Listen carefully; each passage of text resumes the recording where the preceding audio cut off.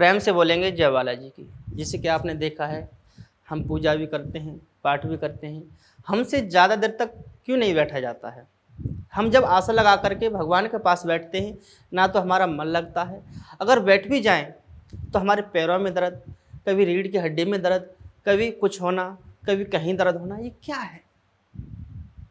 हम एक आसन पर क्यों नहीं बैठ सकते ज़्यादा देर तक?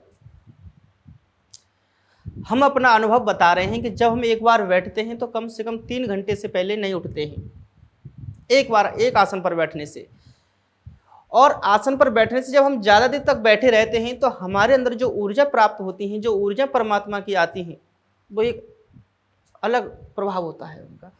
आप जब पूजा करते हैं आपका मन नहीं लगता है, आप कहते हैं पर हमारा कार्य नहीं होता, हमने भगवान से ये प्रार्थना बोली, ये हमारा कार्य नहीं हुआ। तो क्यों नहीं? केवल कारण यही है कि हम एक स्थान पर बैठ करके भगवान की पूजन या भगवान का ध्यान हम अच्छे से नहीं कर सकते हैं। अब वो क्यों नहीं कर सकते हैं हम?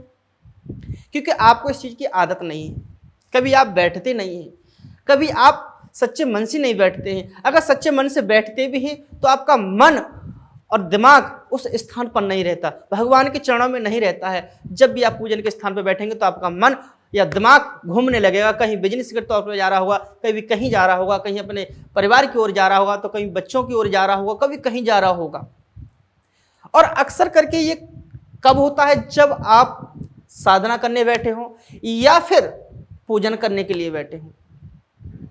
जब हम साधना करते हैं तो हमें साधना करने के लिए ज़्यादा बैठना आवश्यक है। एक आसन पर ज़्यादा देर तक बैठना, लंबी लंबी सांसें लेना, एकदम रीढ़ की हड्डी सीधी रखना।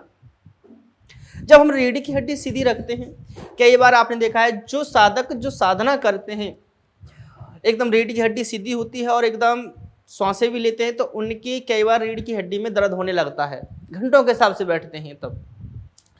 या फिर जब हम ज़्यादा देर बैठते हैं, जब हमारी साधना जागृत होती है, तो उसका सबसे पहला लक्षण क्या है? सबसे पहला लक्षण है कि हमारे पैरों में दर्द होगा,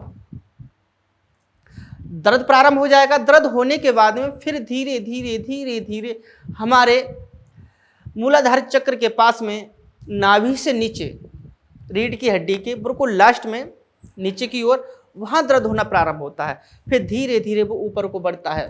जब आपका वो दर्द ऊपर को बढ़ता है तो ये मान लीजिए आपके ऊपर भगवान की कृपा हो रही है और भगवान आपकी पूजा को स्वीकार कर रहे हैं और ऊर्जा बढ़ रही है। जब आपको ये होने लगे तो आप समझ जाइएगा कि आपकी पूजा सफल होने वाली है और आपकी साधना अच्छी हो रही है।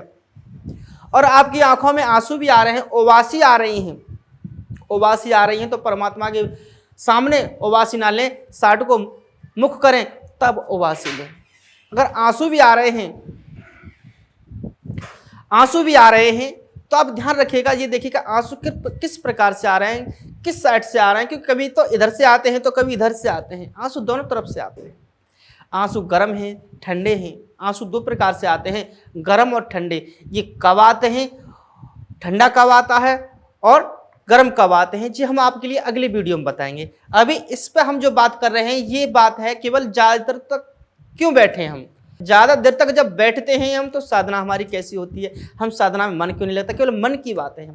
मन हमारा जब लगेगा जब हम एक चित्त मन को हम अच्छे से ज़्यादा देर तक बैठ सकते हैं। अब ज़्यादा देर तक तो हम बैठ ही नहीं सकते, क्यों? कभी यहाँ दर्द, कभी वहाँ दर्द, ये दर्द, वो दर्द।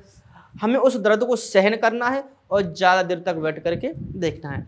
अगर आप ऐसे भी नहीं बैठ पा रहे हैं तो आप एक माला, झोली माला ले लें, क्योंकि आपका मन केवल माला पर रहेगा, फिर इधर उधर नहीं भटकेगा। माला इसलिए ली जाती है, ना कि माला से हमें कोई लाभ है। माला से केवल ये लाभ है कि हमारा मन दिमाग केवल माला पर रहता है और शुद्ध होती है माला। और जब हम शुद्ध माला है, तुलसी की है या रुद्राक्ष की है या फिर और भी वैजंती माला है, कई माला हैं आप ले सकते हैं, उनसे हमारा ये लाभ है कि वो पवित्र हैं। और भगवान की मालाएं हैं तो उनसे हमारा कई लाभ हैं। एक तो नकारात्मक ऊर्जा हमारे पास में नहीं आती है, हमारे पास बहुत सारे संकेत आते हैं जब हमें परमात्मा की सिद्धियां प्राप्त होती हैं। अब सिद्धि कैसे प्राप्त होती हैं ये हम आपको अगले वीडियो में बताएंगे। और इस वीडियो में हम यहीं तक आपको बताते हैं कि साधना हमें ज़्यादा तक करनी चाहिए और एक आसन पर बैठने के लिए हमें एक चित्त मन को रखना है। प्रेम से बोलेंगे जय बालाजी की।